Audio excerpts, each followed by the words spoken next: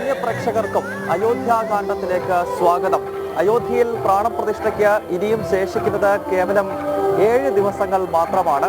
അതിനാൽ അയോധ്യയിലെ വിശേഷങ്ങൾ, തത്സമയ വാർത്തകൾ, ഒപ്പം അയോധ്യ എന്ന ഈ പുണ്യ നഗരിയിലെ മഹാക്ഷേത്രങ്ങളുമായി ബന്ധപ്പെട്ട വിശേഷങ്ങൾ, അയോധ്യയിൽ ഏതാണ്ട് 500 വർഷക്കാലം നീണ്ടുനിന്ന ഐതിഹാസികമായ ആ ഒരു മുന്നേറ്റം, അത് രാഷ്ട്രീയമായി മാത്രമല്ല 500 വർഷക്കാലം ഹൈന്ദവ സമൂഹം ഈ ഒരു പുണ്യഭൂമി തിരികെ പിടിക്കുന്നതിന് വേണ്ടി നടത്തിയിട്ടുള്ള ഒരു തപസ്, അനുഷ്ഠാനം, അതിനെപ്പറ്റിയൊക്കെയുള്ള വിശദമായ വിവരങ്ങൾ അടങ്ങുന്നതാണ് അയോധ്യാകാന്ഡം എന്ന പ്രത്യേക ന്യൂസ് ബുള്ളറ്റിൻ. ഒരിക്കൽ കൂടി എല്ലാ മാന്യ പ്രേക്ഷകരെയും ഞങ്ങൾ ഈ പ്രത്യേക ന്യൂസ് ബുള്ളറ്റിനായ അയോധ്യാകാന്ഡത്തിലേക്ക് സ്വാഗതം ചെയ്തു. എനിക്കൊപ്പം രാംകി പേടിയിൽ നിന്നും ജിഷ്ണുവും ചേരുന്നുണ്ട്. ജിഷ്ണു, എന്താണ് അയോധ്യയുടെ ഒരു സാഹചര്യത്തെ എങ്ങനെയാണ് വിലയിരുത്താൻ കഴിയുന്നത്? അയോധ്യ നഗരം തീർത്തും പ്രാണപ്രതിഷ്ഠാ ചടങ്ങിന് വേണ്ടി, അല്ലെങ്കിൽ ഒരു ഐതിഹാസികമായ മുഹൂർത്തത്തിന് വേണ്ടി അണിഞ്ഞൊരുങ്ങി നിൽക്കുന്നു എന്ന് തന്നെ വേണം എടുത്തു പറയാൻ. ഇവിടെയുള്ള ഓരോ പുൽക്കൊടി പോലും പ്രാണപ്രതിഷ്ഠാ ചടങ്ങിന് വേണ്ടി, രാംലാലിയുടെ പുനഃപ്രതിഷ്ഠയ്ക്ക് വേണ്ടി അണിഞ്ഞൊരുങ്ങി നിൽക്കുകയാണ്. അതിന്റെ സൗന്ദര്യം നമുക്ക് അയോധ്യയിൽ വന്നു കഴിഞ്ഞാൽ നേരിട്ട് കാണാൻ സാധിക്കും, അത്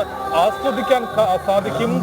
രാമമന്ത്രത്താൽ മുഖരിതമായിക്കൊണ്ട്, അല്ലെങ്കിൽ തീർത്തു പറഞ്ഞാൽ കാവിയിൽ ആറാടിക്കൊണ്ട് രാമമന്ത്രത്താൽ മുഖരിതമായിക്കൊണ്ടിരിക്കുകയാണ് അയോധ്യ നഗരം. പ്രാണപ്രതിഷ്ഠയ്ക്കുള്ള എല്ലാ ചടങ്ങുകളും വളരെ തകൃതിയായി തന്നെ നടക്കുന്നു. ഇനി വളരെ ചുരുക്കം ദിവസങ്ങൾ മാത്രമാണ് അയോധ്യയിൽ പ്രാണപ്രതിഷ്ഠയ്ക്കായുള്ളത്. നമ്മൾ വിവിധ സ്ഥലങ്ങളിൽ, അയോധ്യയിലെ പ്രധാനപ്പെട്ട നഗരങ്ങളിൽ അല്ലെങ്കിൽ പ്രധാനപ്പെട്ട ക്ഷേത്രങ്ങളിലും പ്രധാനപ്പെട്ട കേന്ദ്രങ്ങളിലും പോയിക്കൊണ്ട് അവിടുത്തെ ദൃശ്യങ്ങൾ, അവിടുത്തെ ആചാര്യന്മാരുടെ പ്രതികരണങ്ങൾ, ഇവയെല്ലാം തന്നെ പ്രേക്ഷകരിലേക്ക് എത്തിക്കാൻ ശ്രമിക്കുന്നുണ്ട്. ഇന്ന് കാര്യശാലയിൽ നമ്മൾ പോയിട്ടുണ്ടായിരുന്നു. അവിടെ നിർമ്മാണ തൊഴിലാളികളുടെ ഭാഗത്തു നിന്ന് വന്നിട്ടുള്ള പ്രതികരണം, അല്ലെങ്കിൽ ഈ ഒരു രാമക്ഷേത്രം എന്നുള്ളൊരു ഹൈന്ദവ സമൂഹത്തിന്റെ കാലങ്ങളായിട്ടുള്ളൊരു സ്വപ്നം സാക്ഷാത്കരിക്കുമ്പോൾ അതിൽ ഏറ്റവും കൂടുതൽ പങ്കുവച്ച കാര്യശാല, ഒപ്പം ഹനുമാൻഗഡി, ഇന്ന് പോയിട്ടുള്ള രാമായൺ കേന്ദ്രം, അവിടങ്ങളിലെല്ലാം തന്നെ ഈ ഒരു പ്രാണപ്രതിഷ്ഠാ ചടങ്ങിന് വേണ്ടി ഒരുങ്ങി നിൽക്കുമ്പോൾ അയോധ്യയിലെ ഈ പ്രാണപ്രതിഷ്ഠാ ചടങ്ങിന്റെ ഒരുക്കങ്ങൾ മാത്രമൊന്ന് പ്രേക്ഷകർക്ക് വേണ്ടി പങ്കുവയ്ക്കാം. എന്തെല്ലാമാണെന്നുള്ളത് ഇനിയും പ്രാണപ്രതിഷ്ഠയ്ക്ക് 7 ദിവസം മാത്രം. എല്ലാ പ്രേക്ഷകർക്കും അറിയാം, ജനുവരി 22 ഉച്ചയ്ക്ക് 12:20 എന്ന ശുഭമുഹൂർത്തത്തിലാണ് പ്രാണപ്രതിഷ്ഠയുടെ ചടങ്ങുകൾ ആരംഭിക്കാൻ ഇരിക്കുന്നത്. സ്വാഭാവികമായും അതിന് മുന്നോടിയായി പൂജയും യാഗങ്ങളും ഹോമവും ഒക്കെ ഈ മഹാനഗരത്തിൽ നടക്കും. ഇതുമായി ബന്ധപ്പെട്ടുള്ള യാഗം, ഹോമം എന്നിവ സരയൂ തീരത്ത് വരുന്ന 16-ാം തീയതി മുതൽ, മറ്റന്നാൾ മുതൽ ആരംഭിക്കുകയാണ്. ഇതോടൊപ്പം അയോധ്യയിലെ രാമജന്മഭൂമിയിൽ, അവിടെ ഉയരുന്ന മഹാക്ഷേത്രത്തിൽ പ്രാണപ്രതിഷ്ഠ നടക്കുന്ന ആ മഹാക്ഷേത്രത്തിലും 16-ാം തീയതി മുതൽ പ്രത്യേക പൂജകൾ ആരംഭിക്കുമെന്നാണ് വ്യക്തമാക്കുന്നത്. നാളെ തീർത്ഥക്ഷേത്ര ട്രസ്റ്റിന്റെ ജനറൽ സെക്രട്ടറി ചമ്പത് റായ്, അദ്ദേഹം നാളെ വൈകുന്നേരം മാധ്യമങ്ങളെ കാണുന്നത് തന്നെ ഞാൻ മനസ്സിലാക്കുന്നത് ഈ 16 മുതൽ ആരംഭിക്കാൻ പോകുന്നത്, അതായത് പ്രാണപ്രതിഷ്ഠയുടെ പ്രധാനപ്പെട്ട ചടങ്ങ് 22-നാണ് നടക്കുന്നതെങ്കിലും അതുമായി ബന്ധപ്പെട്ട പൂജകൾ, യാഗം, ഹോമം ഇതൊക്കെ 16 മുതൽ ആരംഭിക്കും. ഇതുമായി ബന്ധപ്പെട്ട വിശദീകരണം മാധ്യമങ്ങൾക്ക് കൂടി നൽകുന്നതിനാണ് നാളെ വൈകുന്നേരം അദ്ദേഹം ഈ പ്രതിഷ്ഠയ്ക്കുള്ള വിഗ്രഹം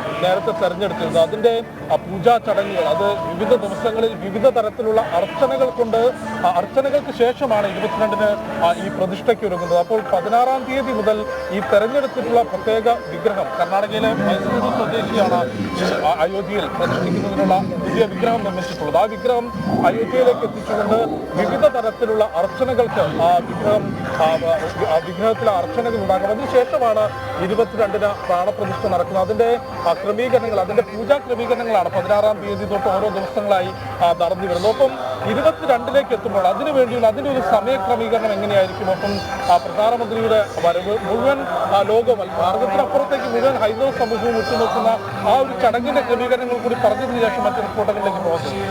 പ്രധാനമന്ത്രി നരേന്ദ്രമോദി 22-ന് എത്തിയിട്ട് ആദ്യം അദ്ദേഹം ഇവിടെ സരയൂ നദിയിൽ സ്നാനം ചെയ്യും. നമ്മൾ നിൽക്കുന്ന രാംകി പേടിയിലാകും ഒരുപക്ഷെ അദ്ദേഹം സ്നാനം നടത്തുന്നത്. അതിനുശേഷമാകും രാമജന്മഭൂമിയിലേക്ക് എത്തി പ്രാണപ്രതിഷ്ഠാ ചടങ്ങുകൾക്ക് അദ്ദേഹം നേതൃത്വം നൽകുക. ഏതാണ്ട് 1.5 വർഷങ്ങൾക്ക് മുമ്പ് കാശി വിശ്വനാഥ ക്ഷേത്രത്തിൽ കോറിഡോർ സ്ഥാപിക്കുന്നതുമായി ബന്ധപ്പെട്ട കാശി വിശ്വനാഥ ക്ഷേത്രത്തിൽ അദ്ദേഹം സമാനമായ രീതിയിൽ മറ്റൊരു ചടങ്ങിനെത്തുമ്പോൾ അന്നും ഗംഗാ നദിയിൽ സ്നാനം ചെയ്ത ശേഷമാണ് ആ പുണ്യകർമ്മത്തിന് വളരെ വൈറലായിരുന്നു. അതെ, സ്വാഭാവികമായും ഈ സരയൂ തീരത്തും ഒരു സ്നാനം പ്രധാനമന്ത്രി കൂടി നടത്തും. അതിനുശേഷമാകും അദ്ദേഹം പ്രാണപ്രതിഷ്ഠയിലേക്ക്, ഈ രാമജന്മഭൂമിയിലേക്ക് നീങ്ങുക.